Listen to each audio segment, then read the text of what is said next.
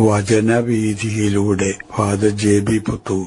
വിശുദ്ധ മത്തായി രചിച്ച യേശുവിന്റെ സുവിശേഷം അധ്യായം 24 15 മുതൽ 28 വരെയുള്ള വാക്യങ്ങൾ. ഭീകര ദുരിതങ്ങൾ.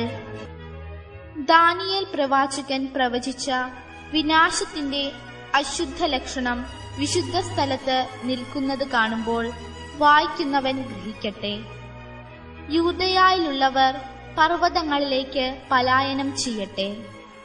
പുരമുകളിലായിരിക്കുന്നവർ വീട്ടിൽ നിന്ന് എന്തെങ്കിലും എടുക്കാൻ താഴേക്ക് ഇറങ്ങാതിരിക്കട്ടെ. വയലിലായിരിക്കുന്നവൻ മേലങ്കി എടുക്കാൻ പിന്തിരിയരുത്. ആ ദിവസങ്ങളിൽ ഗർഭിണികൾക്കും മുലയൂട്ടുന്നവർക്കും ദുരിതം. നിങ്ങളുടെ പലായനം ശീതകാലത്തോ സാപത്തിലോ ആകാതിരിക്കാൻ പ്രാർത്ഥിക്കുവിൻ. എന്തെന്നാൽ ലോകാരംഭം മുതൽ ഇന്നേ വരെ ഉണ്ടായിട്ടില്ലാത്ത, ഇനി ഉണ്ടാകാനിടയില്ലാത്ത ഉഗ്രപീഡനം അന്നുണ്ടാകും. ആ ദിവസങ്ങൾ പരിമിതപ്പെടുത്തിയില്ലായിരുന്നെങ്കിൽ ഒരുവനും രക്ഷപ്പെടുകയില്ലായിരുന്നു. എന്നാൽ തെരഞ്ഞെടുക്കപ്പെട്ടവരെ പ്രതി ആ ദിവസങ്ങൾ പരിമിതപ്പെടുത്തും. ഇതാ ക്രിസ്തു ഇവിടെ അല്ലെങ്കിൽ അവിടെ എന്ന് ആരെങ്കിലും പറഞ്ഞാൽ നിങ്ങൾ വിശ്വസിക്കരുത്.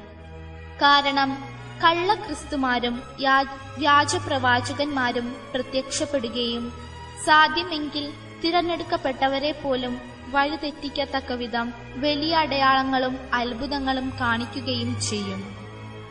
ഇതാ ഞാൻ മുൻകൂട്ടി നിങ്ങളോട് പറഞ്ഞിരിക്കുന്നു. അതുകൊണ്ട് അവൻ മരുഭൂമിയിലുണ്ടെന്ന് അവർ പറഞ്ഞാൽ നിങ്ങൾ പുറപ്പെടരുത്. അവൻ മുറിക്കുള്ളിലുണ്ട് എന്ന് പറഞ്ഞാലും നിങ്ങൾ വിശ്വസിക്കരുത്. കിഴക്കുനിന്ന് പടിഞ്ഞാറോട്ട് പായുന്ന മിന്നൽ പിണർ പോലെയായിരിക്കും മനുഷ്യപുത്രന്റെ ആഗമനം. ശവമുള്ളിടത്ത് കഴുകന്മാർ വന്നുകൂടും. തിരുവെഴുത്തുകളുടെ പൂർത്തീകരണം യേശുവിൽ.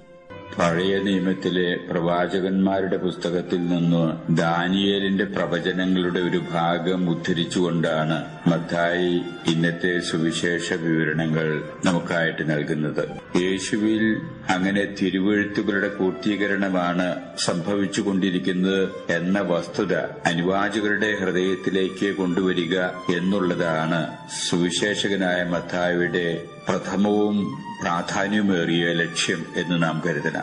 ഇതിൽ നിന്ന് നാം മനസ്സിലാക്കിയെടുക്കേണ്ട ഒരു സന്ദേശം, സമൂഹത്തിൽ വ്യാജപ്രവാചകന്മാരും ആൾ ദൈവങ്ങളും പ്രത്യക്ഷപ്പെട്ട് ജനങ്ങളെ വഴിതെറ്റിക്കുന്നതിനുള്ള പരിശ്രമങ്ങൾ ഉണ്ടായേക്കാം.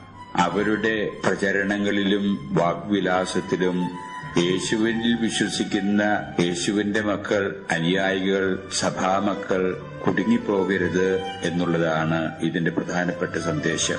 സഭാമക്കൾ അനുസരിക്കേണ്ടത് സഭയുടെ പ്രബോധനാധികാരത്തിന് ആണ് എന്നും ആ പ്രബോധനാധികാരത്തിന് കീഴ്പ്പെട്ടുകൊണ്ട് ഉള്ള ജീവിതമാണ് തങ്ങളിൽ നിന്ന് പ്രതീക്ഷിക്കുന്നത് എന്നും ഉള്ള സത്യം ഗ്രഹിച്ചെടുക്കുക എന്നുള്ളതാണ് ഈ സുവിശേഷ ഭാഗത്തിന്റെ പൊതു സന്ദേശമായിട്ട് നാം ഉൾക്കൊള്ളുന്നത്.